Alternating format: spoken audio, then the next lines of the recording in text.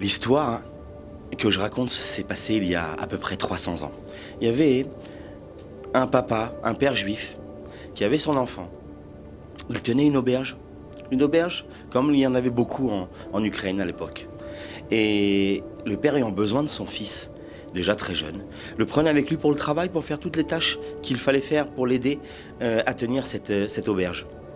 Ce qui fait que l'enfant n'a pas été au Talmud Torah, il n'a pas été au Cheder, il n'a pas appris le Aleph Bet, il n'a pas appris donc à lire dans un livre, à étudier la Torah, à prier. Les années passèrent et l'enfant grandit, devient adulte, le père devenant vieux, est tombé malade. Et lorsqu'il est décédé, alors le fils reprend l'auberge à son compte. Et lorsqu'il devient le patron de l'auberge, il se pose avec lui-même et il se dit « Mais comment ? J'ai besoin de connaître. J'ai besoin de savoir. J'ai besoin de savoir lire. » Et là, il paya les services d'un mélamède, d'un enseignant, qui vient chaque jour le voir à l'auberge pour lui enseigner Aleph, Bet, Gimel, Kamatz Aleph, Kamatz Bet, etc., etc. Et lui enseigna à lire et à écrire.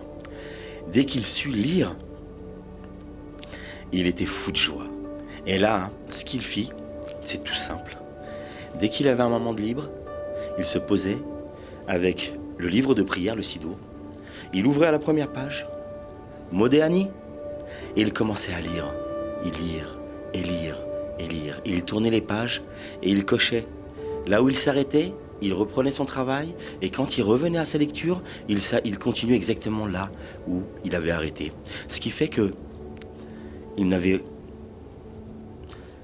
aucune notion du temps de prière, de quelle prière on doit faire. Il pouvait prier Mincha en pleine nuit, il pouvait dire la Haggadah de Pessah pendant Sukkot, peu importe. Dès qu'il finissait de lire le Sidour, le livre de prière, il reprenait du début et il se remettait à lire Modéani. C'était sa prière à Hachem. Un jour, un homme entre dans l'auberge, très particulier, mais dont personne ne connaît l'identité. Il s'agit du Baal Shem Tov.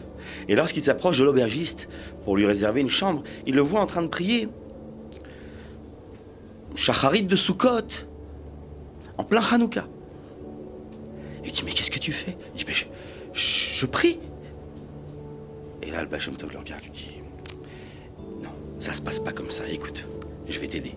Il s'assit à côté de lui, il prit des papiers, des petits bouts de papier, et il lui expliqua. Voilà, de là à là, c'est la prière du matin. De là à là, c'est la prière de l'après-midi.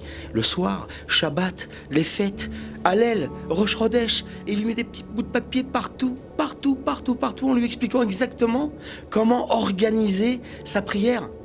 Et lui, fou de joie, enfin, maintenant je sais comment prier bien comme il faut, avec chaque temps et chaque prière. Oh, merci, monsieur, merci. Lorsque le Baal Shem Tov, le lendemain, prit congé de l'auberge, il s'en alla. Et lui, il reprend son livre, l'aubergiste, heureux de pouvoir enfin prier en son temps, la prière organisée. Il ouvrit à la bonne page, il se mit à lire. Et là, soudainement, un vent très fort vient forcer la fenêtre de l'auberge et le vent s'engouffre à l'intérieur de l'auberge et lui fait envoler tous ces bouts de papier, les papiers qui volent en l'air et qui retombent par terre. Et l'aubergiste consterné, bouleversé, en pleurs, mes bouts de papier, comment je vais faire ma prière? Comment je vais savoir où est l'homme qui m'a enseigné? Mais il est déjà parti, il faut que je le rattrape. Et il sort en trombe de son auberge et se met à courir dans la neige. Il court, et il le voit au loin, il essaye de le rattraper. Et il le voit au loin arriver au fleuve. Et il le voit sortir sa ceinture de prière, ce qu'on appelle le gartel, la ceinture noire que les chassidim mettent autour de la taille pour prier. Il prend son gartel, il le jette sur le fleuve, il monte dessus, et il traverse le fleuve. Et l'aubergiste est en train de courir, arrive lui aussi devant le fleuve, et il sort sa ceinture, lui aussi, il la jette sur l'eau, et il monte sur la ceinture, et lui aussi traverse. Quand il arrive de l'autre côté de la berge, il rattrape en courant le monsieur, le Baal Shem Tov. Il lui dit, monsieur, mes papiers, ma prière, mes papiers. Et là, le Baal Shem Tov se retourne vers lui. Il lui dit, explique-moi juste une chose. Comment as-tu traversé le fleuve? L'aubergiste lui répond, mais enfin, j'ai fait comme vous. Vous avez jeté votre ceinture, j'ai jeté aussi la mienne, je suis passé. Mais enfin, c'est pas important. Je veux mes papiers. Je ne sais pas comment organiser ma prière, tout s'est envolé. Et là, le Belshov Tov le regarde avec un sourire et lui dit, écoute Yaakov, si c'est comme ça, tu n'as pas du tout besoin de mes papiers.